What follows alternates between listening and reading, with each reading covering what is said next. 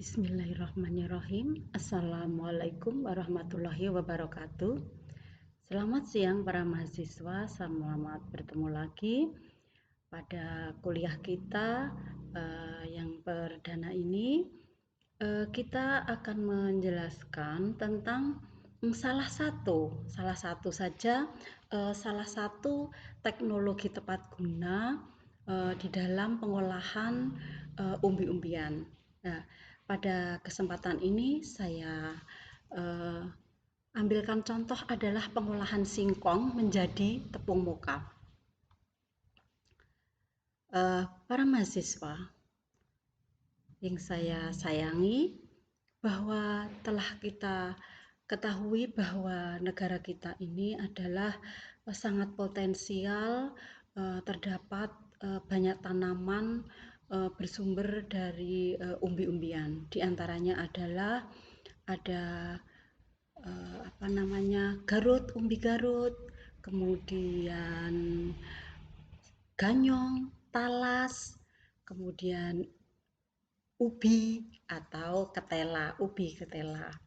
Dan yang sangat sering kita jumpai adalah singkong. Nah, pada kesempatan ini saya akan menjelaskan salah satu contoh teknologi tepat guna di dalam pengolahan singkong. Nah, singkong ini merupakan salah satu umbi yang begitu banyak bisa dimanfaatkan menjadi berbagai olahan.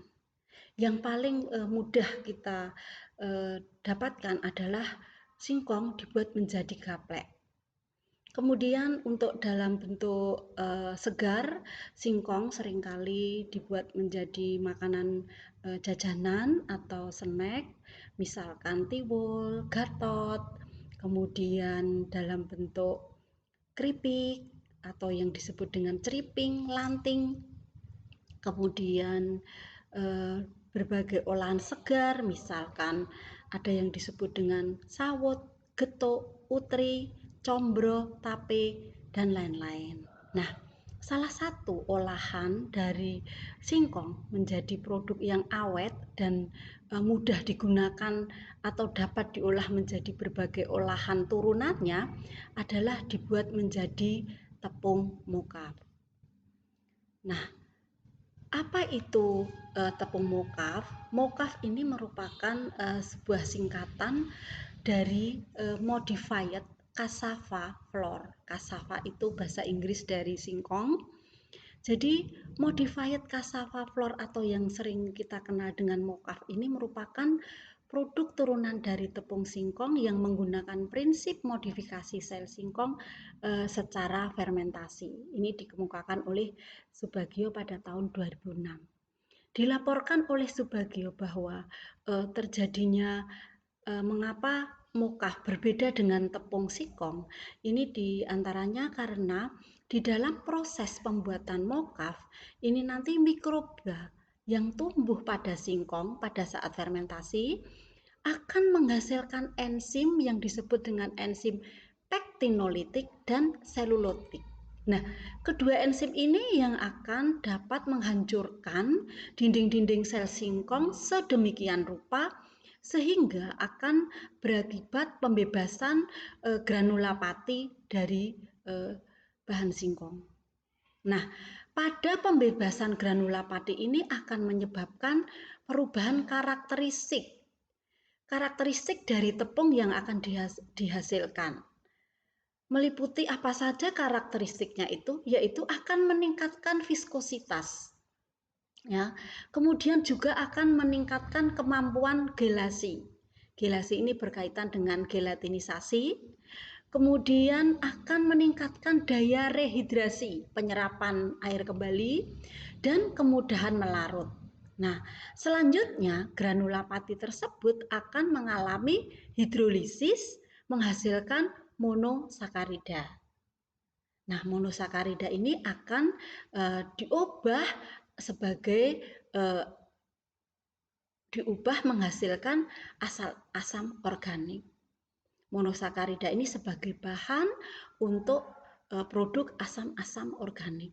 Nah, asam-asam ini akan bercampur dengan tepung sehingga ketika tepung tersebut diolah akan menghasilkan aroma dan cita rasa yang khas sehingga dapat menutupi aroma dan cita rasa singkong yang selama ini secara asli, produk aslinya ini cenderung kurang disukai konsumen. Jadi singkong yang secara alami ini akan memiliki aroma yang sedikit langu. Dengan diubah menjadi tepung mukaf ini, cita rasa seperti ini akan terhilangkan atau sudah hilang. Nah, berikutnya, secara pembuatannya ini secara teknis ini sangat mudah, ya, sangat mudah dan sangat sederhana. Oleh karena itu, pembuatan tepung mukaf ini tergolong di dalam teknologi tepat guna. Ya, mirip dengan pengolahan singkong biasa, namun disertai dengan proses fermentasi. Jadi, yang membedakan antara tepung tapioka dengan tepung mokaf ini adalah pada proses fermentasi.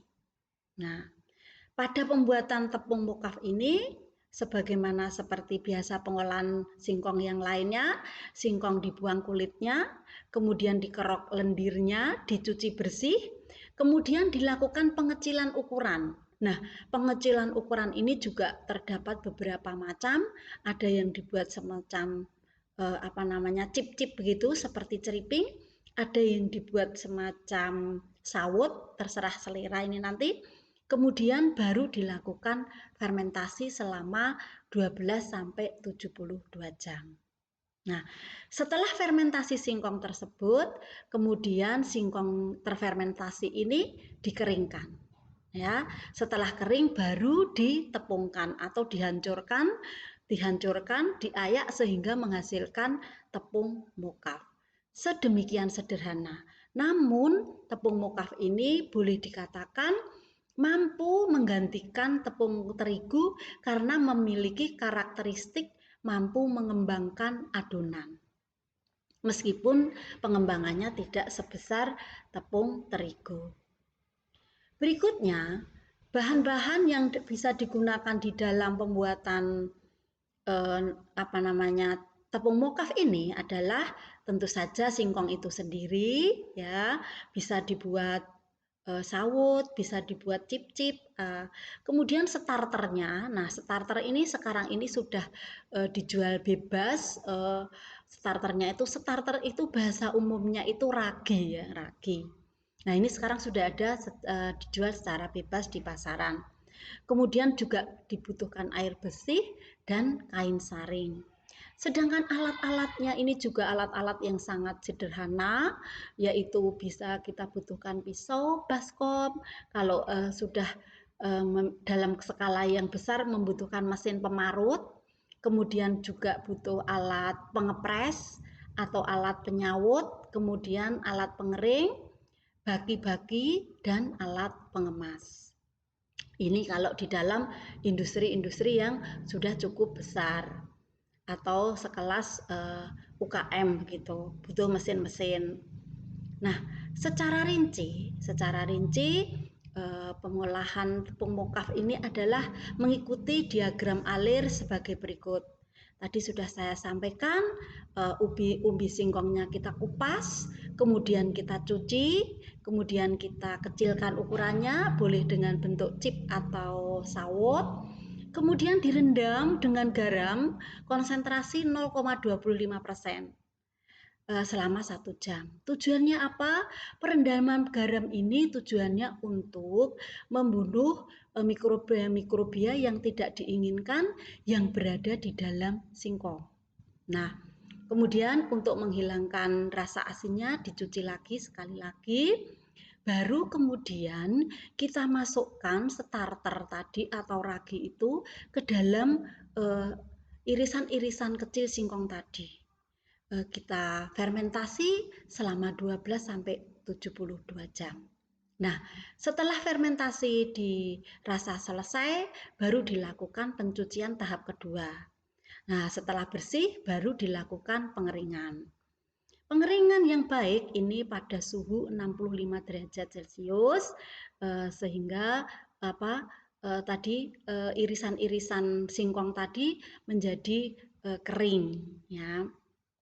Setelah kering baru dilakukan penggilingan atau penghancuran dan kemudian diayak dan diperoleh tepung mokaf.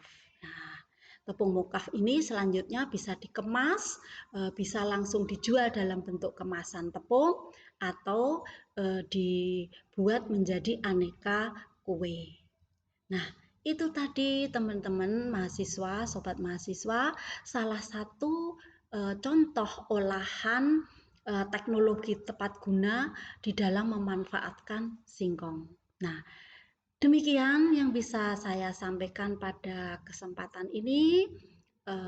Kita ketemu lagi pada materi-materi selanjutnya. Assalamualaikum warahmatullahi wabarakatuh.